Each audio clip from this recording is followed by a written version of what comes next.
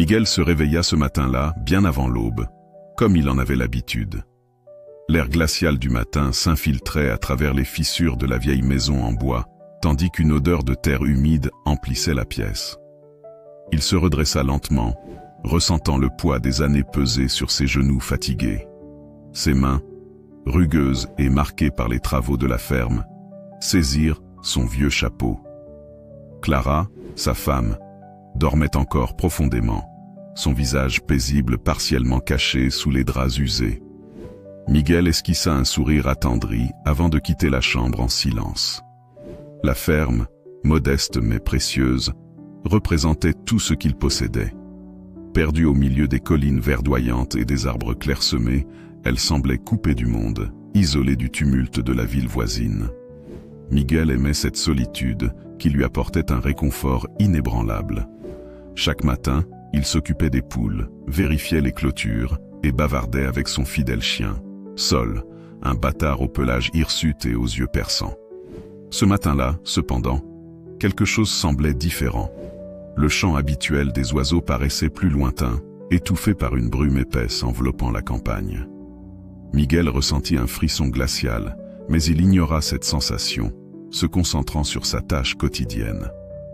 Alors qu'il lançait des grains de maïs aux poules, un bruit étrange interrompit le silence. Un gémissement faible, presque imperceptible, s'élevait depuis le bosquet près de la clôture. Sol aboya soudainement, l'air inquiet, et s'élança vers la source du bruit. Intrigué, Miguel le suivit d'un pas prudent, écartant les branches avec précaution. Lorsque son regard se posa sur l'origine du gémissement, il sentit son cœur rater un battement. Là, sur un tapis de feuilles mortes, 3 bébés, enveloppés dans des couvertures usées, tremblèrent de froid. Les nourrissons semblaient fragiles, leurs petits visages pâles marqués par des sanglots étouffés. L'un d'eux ouvrit faiblement les yeux et poussa un cri étouffé, comme un appel désespéré. Miguel resta figé, incapable de croire à ce qu'il voyait. « Mon Dieu !» murmura-t-il, sa voix brisée par l'émotion. Son instinct lui soufflait de protéger ses enfants, mais sa raison réclamait des réponses. Qui avait pu les laisser là? Pourquoi devant sa maison, au milieu de nulle part? Le vieil homme prit les bébés avec précaution, sentant ses mains trembler sous le poids de cette responsabilité inattendue. Sol, toujours vigilant, reniflait les couvertures, inquiet. De retour à la maison, Clara était déjà debout dans la cuisine, attisant le feu sous la marmite. Lorsque Miguel entra, portant les 3 nourrissons, son visage se figea de stupeur. « Miguel, que se passe-t-il » demanda-t-elle en lâchant la cuillère en bois.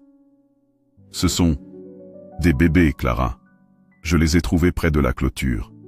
Ils étaient abandonnés. » Clara accourut et prit l'un des enfants dans ses bras. Son instinct maternel, depuis longtemps assoupi, se réveilla brusquement.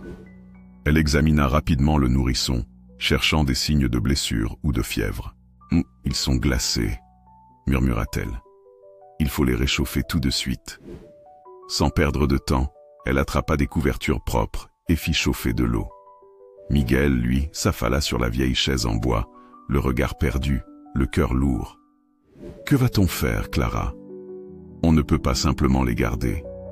Il faut prévenir la police, non? Et s'ils finissaient dans un orphelinat? Ou pire, s'ils étaient séparés? » répliqua Clara, les yeux embués d'émotion. « Miguel, ils ont besoin de nous. » Un silence pesant s'installa. Miguel sentait le poids des responsabilités s'alourdir. La ferme était déjà un défi quotidien. Comment allait-il subvenir aux besoins de 3 bébés? Pourtant, au fond de lui, il savait qu'il ne pouvait pas les abandonner. « Attendons jusqu'à demain », décida-t-il finalement. « Si nous ne trouvons pas de réponse, nous demanderons de l'aide. » La nuit tomba rapidement, et la petite maison autrefois silencieuse résonnait désormais des pleurs des nourrissons. Clara les berça tour à tour, leur donnant du lait dilué qu'elle avait trouvé au fond d'un placard. Miguel préparait une chambre de fortune avec des couvertures supplémentaires. Tandis qu'il veillait sur les enfants, une inquiétude latente s'installait en eux. Pourquoi ces bébés avaient-ils été abandonnés? Et surtout, Qui était responsable de cet acte impensable? Malgré les doutes et les peurs, un sentiment inattendu commençait à naître en eux.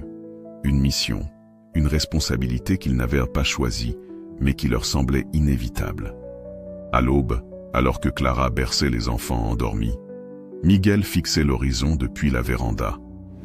La ferme ne serait plus jamais la même. Et il sentait, sans vraiment pouvoir l'expliquer, que cette rencontre allait bouleverser leur destin de manière irréversible. Le soleil se levait à peine lorsque Clara fut réveillée par les pleurs étouffés des nourrissons. Elle se leva en hâte, ses gestes encore maladroits, engourdis par la fatigue d'une nuit agitée. Miguel était déjà debout, assis à la table de la cuisine, l'air soucieux et pensif. « Ils ont encore faim », annonça Clara en berçant l'un des bébés qui gigotait dans ses bras. Miguel se leva sans un mot et prépara un mélange de lait dilué qu'ils avaient trouvé dans le fond d'un placard. La provision était faible, et il savait que cela ne suffirait pas longtemps. « On ne pourra pas continuer comme ça, Clara, » murmura-t-il, tendant un biberon de fortune. « Nous n'avons presque rien pour nous-mêmes. » Clara leva vers lui des yeux fatigués mais déterminés. « Je ne sais pas comment, mais on trouvera une solution.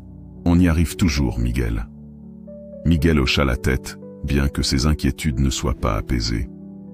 Il sortit pour s'occuper des animaux et préparer la journée, mais son esprit restait hanté par ce qu'ils allaient faire de ses enfants. Le soleil montait lentement dans le ciel lorsqu'il aperçut une silhouette s'approcher de la ferme. Un homme corpulent, au visage dur et aux yeux perçants. C'était Mathias, leur voisin le plus proche, connu pour ses commérages incessants et son esprit suspicieux. « Miguel, j'ai entendu dire que tu avais du remue-ménage chez toi hier, » lança Mathias en s'appuyant sur la clôture. « Que se passe-t-il » Miguel savait qu'il ne servait à rien de mentir. Les rumeurs circulèrent rapidement dans cette petite communauté. « Oui, Mathias, on a trouvé 3 bébés abandonnés près de la clôture. On essaie de s'en occuper pour l'instant. » Mathias plissa les yeux, un rictus moqueur déformant son visage. « 3 bébés?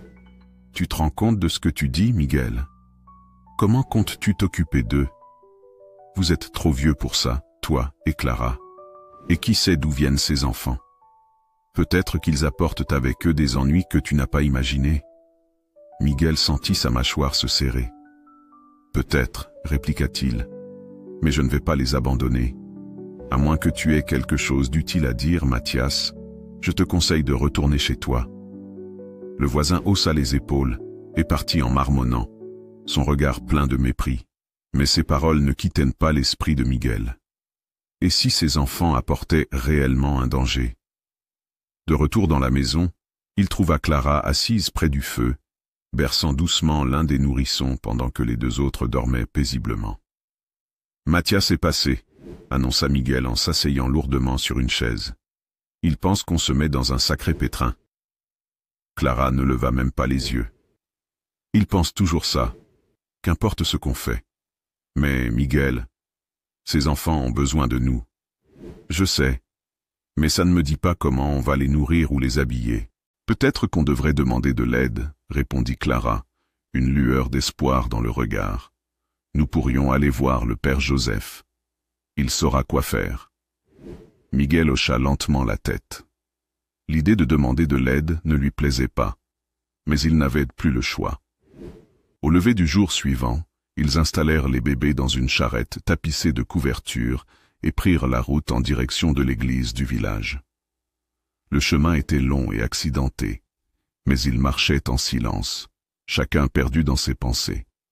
Lorsqu'ils arrivèrent, le père Joseph les accueillit avec son habituel sourire chaleureux. Mais en voyant les enfants, son expression se figea. « Miguel, Clara, que s'est-il passé ?»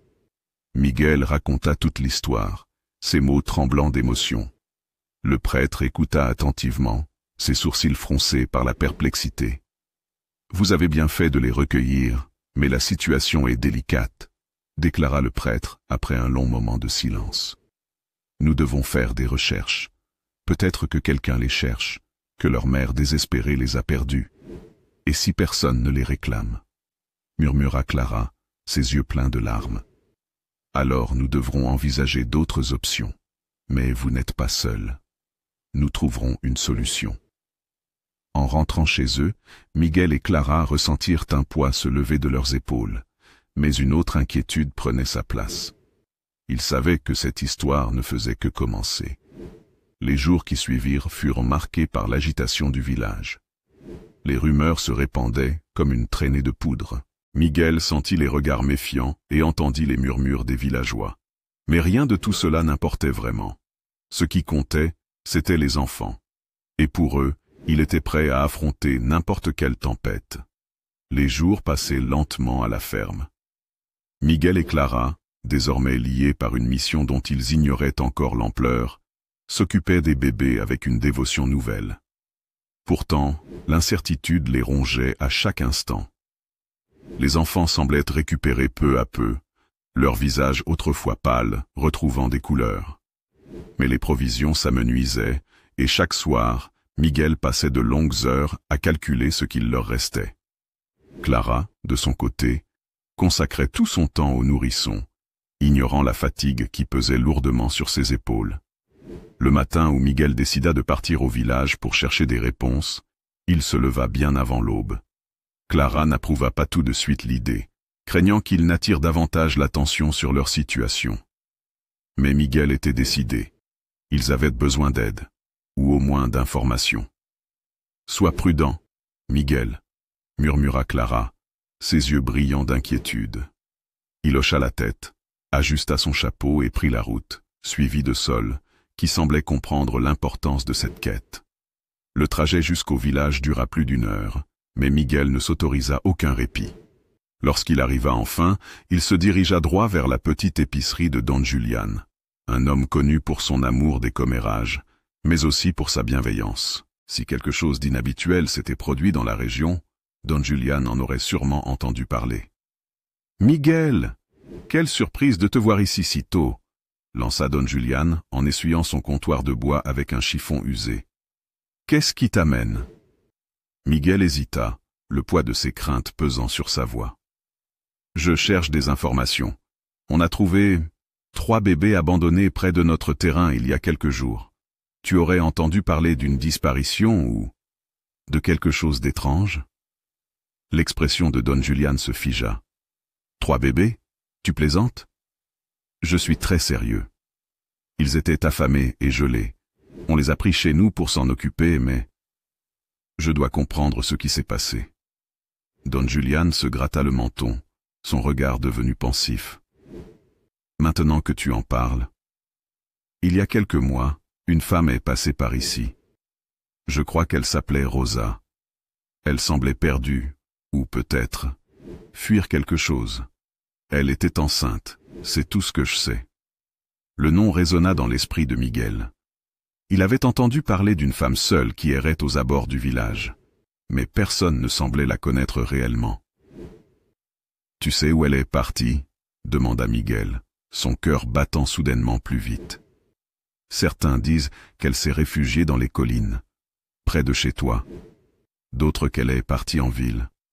Personne ne l'a revue depuis. » Miguel remercia Don Julián avant de poursuivre son enquête. Il questionna d'autres habitants, mais les réponses restaient floues, teintées de spéculation. Les pages d'étaient de froissées, mais l'écriture tremblante témoignait d'une urgence désespérée. « Si quelque chose m'arrive, je vous en prie, protégez mes enfants. Ils sont tout ce que j'ai.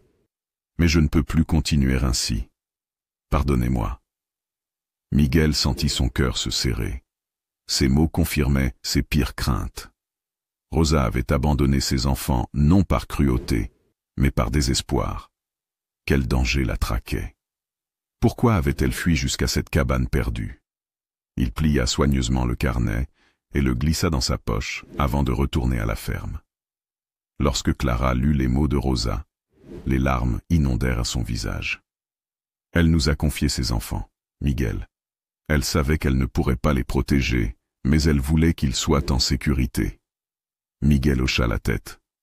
Alors c'est ce qu'on va faire, les protéger, quoi qu'il en coûte. Les ombres du passé commençaient à se dévoiler, mais chaque réponse apportait son lot de nouvelles questions. Qui était vraiment Rosa? Et contre quoi essayait-elle de protéger ses enfants? Miguel savait qu'il n'était qu'au début de cette aventure. Le retour de Miguel à la ferme fut marqué par une tension palpable. La découverte du carnet de Rosa hantait ses pensées. Ses mots résonnaient comme un appel désespéré. Et, désormais, Miguel et Clara portaient la responsabilité de ces 3 vies fragiles. Clara passait ses journées à veiller sur les nourrissons, leur parlant doucement, les apaisant quand leurs pleurs perçaient le silence de la maison. Miguel, lui, essayait de maintenir une routine, s'occupant des animaux, réparant les clôtures. Mais chaque bruit inattendu, chaque ombre se mouvant au loin, faisait naître en lui une peur viscérale. La ferme, autrefois paisible, semblait désormais être la proie d'une menace invisible.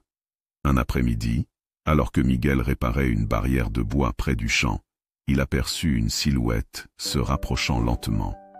Son sang se glaça lorsqu'il reconnut Mathias. Le voisin curieux et déplaisant semblait particulièrement agité. « Miguel !»« Hé !» lança Mathias d'une voix trop forte, comme s'il voulait être entendu de tous. Miguel se redressa, serrant son marteau comme une arme improvisée. « Que veux-tu, Mathias ?» L'homme s'approcha, un sourire torve étirant ses lèvres. « J'ai entendu des rumeurs qui disent que ces bébés pourraient bien être liés à quelque chose de dangereux. Peut-être que leur mère n'était pas simplement une pauvre femme égarée, hein ?» Miguel sentit ses poings se serrer. « Ce que leur mère était ou n'était pas, ce n'est pas ton affaire, Mathias. » « Oh, mais ça le devient quand on entend dire que des étrangers rôdent autour de ta ferme, Miguel. J'ai vu des ombres près de tes clôtures, des hommes qui se déplacent discrètement, la nuit. » Miguel sentit un frisson lui parcourir l'échine. « Tu mens. Crois ce que tu veux, mais moi, à ta place, je ferai attention. On ne sait jamais qui pourrait venir récupérer ses enfants.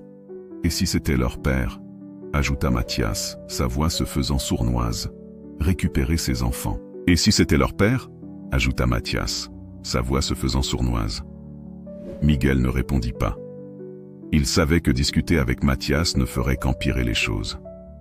Le voisin finit par tourner les talons, un rictus de satisfaction aux lèvres. Resta immobile un long moment. Des étrangers, rôdant autour de la ferme. Mathias était peut-être un colporteur de ragots, mais il ne mentait pas toujours. Lorsqu'il revint à la maison, il trouva Clara occupée à nourrir les enfants. Leurs petits visages s'étaient remplis d'une vitalité nouvelle, et voir leur sourire apaisait quelque peu ses craintes. « Miguel, tout va bien ?» demanda Clara, remarquant son air préoccupé. Mathias est venu. Il dit avoir vu des hommes rôder autour de la ferme. Les yeux de Clara s'agrandirent d'horreur. « Tu penses que c'est vrai ?»« Je ne sais pas. Mais on ne peut pas prendre ce risque. » Ce soir-là, Miguel se mit à renforcer la maison. Il cloua des planches sur les fenêtres, répara chaque fissure susceptible de laisser passer le froid, ou, pire. Pendant plusieurs nuits, il resta éveillé, l'oreille tendue, observant les ombres danser au loin. Sol, son fidèle chien, semblait lui aussi ressentir la tension. Il grognait parfois, les oreilles dressées, prêt à bondir à la moindre alerte. Une semaine passa, marquée par cette atmosphère lourde d'angoisse. Clara faisait de son mieux pour préserver les enfants de l'inquiétude qui grandissait autour d'eux. Mais elle ne pouvait ignorer la fatigue qui rongeait peu à peu Miguel. « Tu ne peux pas continuer comme ça, Miguel », murmura-t-elle un soir alors qu'il montait encore la garde près de la fenêtre. « On ne sait pas ce qu'il se passe, Clara. Je dois rester vigilant. Et si on demandait au père Joseph de nous aider? Peut-être qu'il peut trouver un moyen de nous protéger. » Miguel considéra la proposition. Il n'aimait pas l'idée d'aller chercher de l'aide, mais la situation devenait trop dangereuse pour qu'il laisse son orgueil le dominer. Le lendemain, ils partirent tous deux à l'église, les bébés bien emmitouflés dans des couvertures. Le père Joseph les accueillit avec un regard compatissant mais inquiet. « Vous avez pris une grande responsabilité en recueillant ces enfants, » dit-il doucement. « Et vous avez également attiré l'attention de certaines personnes qui pourraient ne pas avoir de bonnes intentions. Nous savons que Rosa essayait de protéger ses enfants de quelque chose. répondit Miguel. Mais, on ne sait pas de quoi. Le père Joseph sembla réfléchir un instant avant de se lever. Il revint avec un homme grand, à l'allure sévère mais aux yeux bienveillants. Voici le shérif Marcos. Je lui ai parlé de votre situation. Le shérif hocha la tête. J'ai entendu parler de cette femme, Rosa. Il se trouve qu'elle a eu des démêlés avec un homme dangereux en ville. Un homme puissant qui a juré de la retrouver après qu'elle l'ait quitté. Le cœur de Miguel se serra.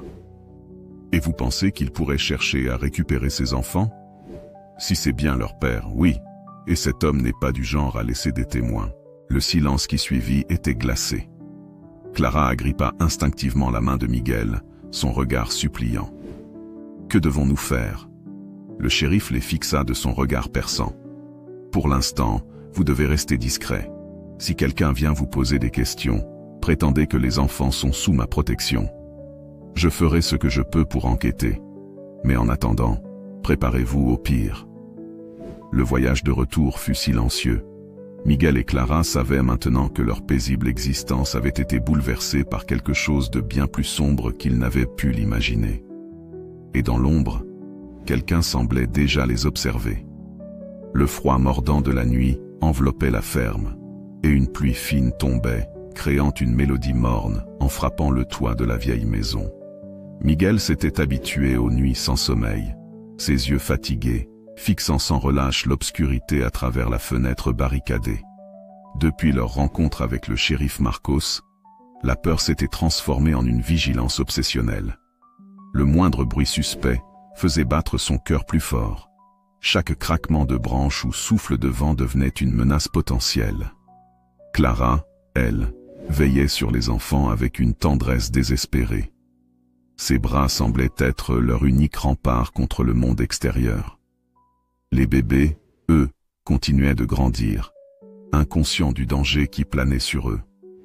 Un soir, alors que Miguel terminait de renforcer une porte avec des planches solides, Clara s'approcha lentement de lui. « Miguel, on ne peut pas continuer ainsi.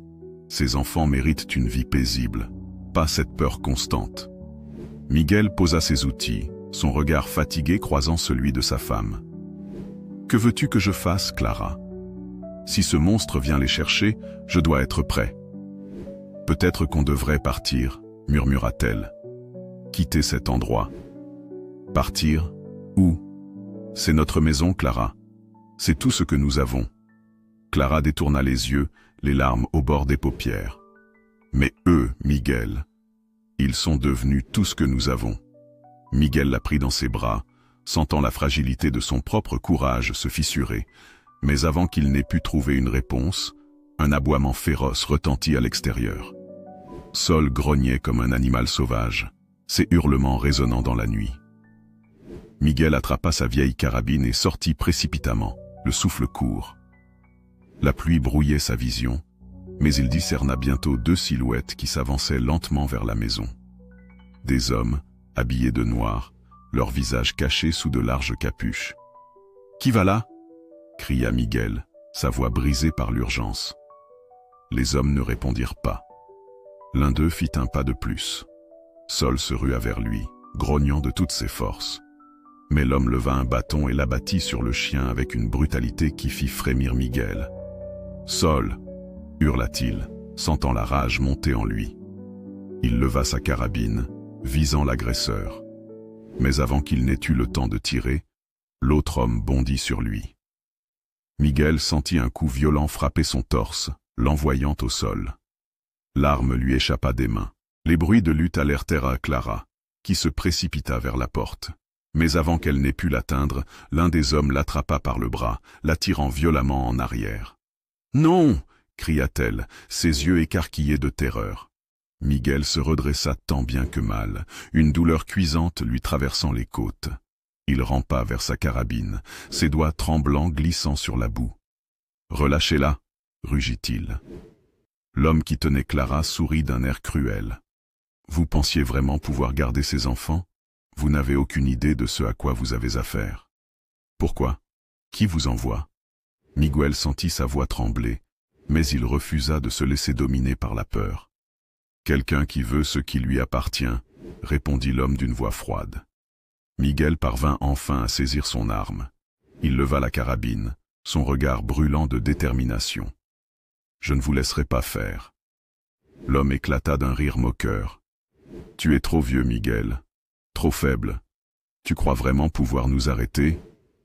Mais Miguel pressa la détente. Un coup de feu déchira la nuit, faisant écho dans toute la vallée. L'un des hommes s'effondra, touché à l'épaule. L'autre relâcha Clara par surprise, reculant d'un pas. Miguel se releva, la carabine tremblante entre ses mains. Partez maintenant, sinon la prochaine balle ne vous ratera pas. Les deux intrus échangèrent un regard. Celui qui était blessé grognait de douleur, le sang s'échappant de sa blessure. Après un moment d'hésitation, ils se retournèrent et s'enfuirent dans l'obscurité. Miguel resta figé, son souffle court.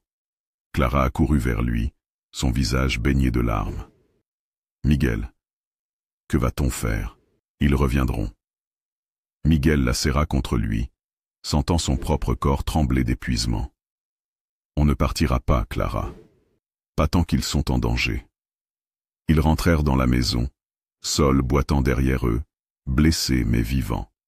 Les bébés dormaient paisiblement, inconscients du chaos qui venait de s'abattre sur leur fragile sanctuaire. Ce soir-là, Miguel comprit que la situation était plus grave qu'il ne l'avait imaginé. Ceux qui recherchèrent ses enfants étaient d'après à tout pour les récupérer. Ils devaient se préparer au pire. Le lendemain de l'attaque, Miguel savait que le temps leur était compté. Les hommes en noir reviendraient, et la prochaine fois, ils ne commettraient pas l'erreur de s'enfuir. Sol, bien que blessé, restait constamment aux côtés de Miguel, grognant à chaque bruit suspect. Clara, elle, veillait sur les enfants avec un amour féroce, comme si sa seule tendresse pouvait les protéger du mal qui les entourait. Miguel passa la journée à renforcer les barricades de la maison, rassemblant toutes les provisions qu'il pouvait trouver. Mais au fond de lui, il savait que ces mesures n'étaient que des illusions de sécurité. En fin d'après-midi, un visiteur inattendu apparut sur le chemin menant à la ferme. C'était le shérif Marcos, son regard grave et préoccupé. « Miguel, j'ai reçu des nouvelles inquiétantes. Les hommes qui ont attaqué votre ferme sont des mercenaires engagés par un homme puissant, un homme qui se prétend le père de ses enfants. » Miguel sentit son cœur se glacer. « Un homme puissant? De qui parlez-vous? » D'un homme du nom de Victor Herrera, un homme d'affaires corrompu qui utilise son influence pour obtenir ce qu'il veut. Rosa, la mère de ses enfants, avait cherché refuge ici pour les protéger de lui. Mais il a fini par découvrir leur existence. Miguel échangea un regard paniqué avec Clara. « Que devons-nous faire? Ils reviendront, c'est certain. » Le shérif hocha lentement la tête. « Il y a un moyen de le combattre, mais cela impliquera de tout risquer. Vous devez emmener ces enfants loin d'ici, loin de cet homme et de son pouvoir. »« Mais où pourrions-nous aller ?» murmura Clara, le regard éperdu. « J'ai des contacts dans une ville au nord, des gens qui peuvent vous aider à obtenir de nouvelles identités, à disparaître de ces radars. Mais vous devez partir ce soir. » Miguel prit une profonde inspiration. L'idée d'abandonner sa ferme, son seul refuge, le dévastait. Mais il savait que le choix n'existait pas vraiment. « D'accord.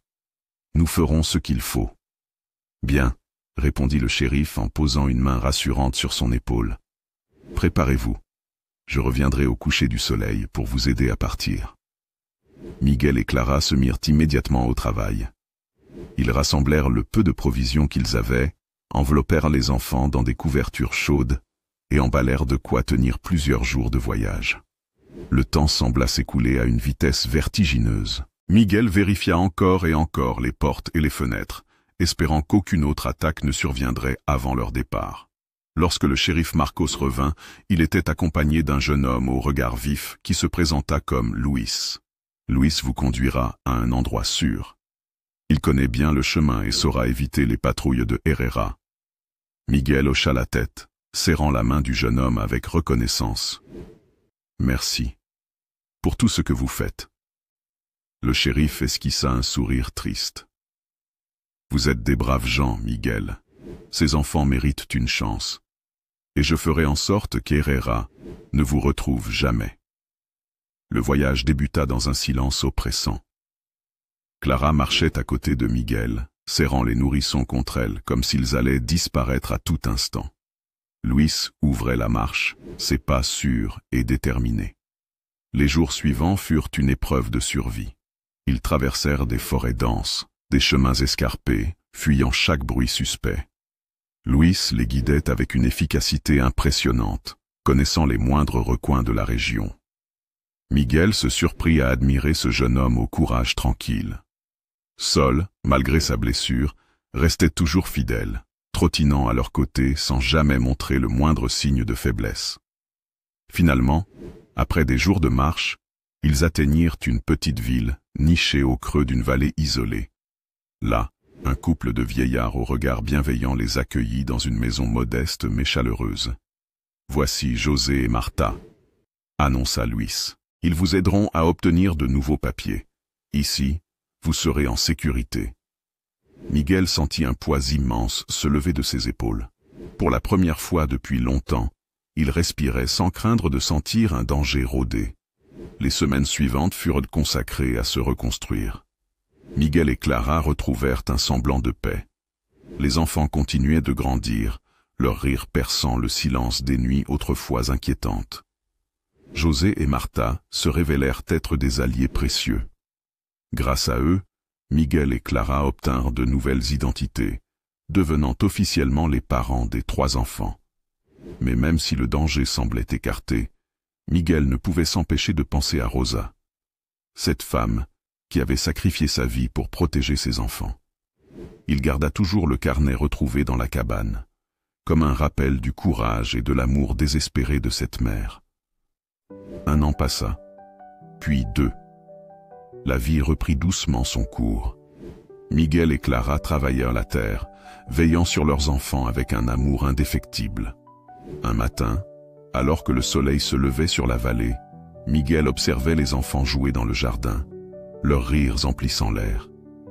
Clara vint se tenir près de lui, glissant sa main dans la sienne. « Tu crois qu'on a enfin trouvé la paix ?» demanda-t-elle d'une voix douce. Miguel resta silencieux un instant avant de répondre. « Oui, je le crois. Et même si ce n'est pas le cas, nous ferons tout pour la protéger. » Clara sourit et se blottit contre lui. Ils avaient traversé les ténèbres, bravé la peur et la douleur. Mais au bout du chemin, ils avaient trouvé quelque chose de précieux. Un foyer, une famille. Et rien ni personne ne pourrait jamais leur enlever cela. Merci d'avoir suivi cette histoire jusqu'à la fin. J'espère que ce voyage aux côtés de Miguel, Clara et ses 3 enfants vous a tenu en haleine, autant qu'il m'a passionné à l'écrire. C'est une aventure qui nous rappelle que l'amour, le courage et la détermination peuvent triompher même dans les moments les plus sombres.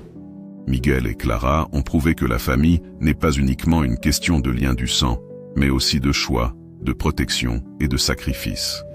Leur force de caractère et leur dévouement nous montrent que même au milieu de l'adversité, il est toujours possible de trouver un chemin vers la lumière.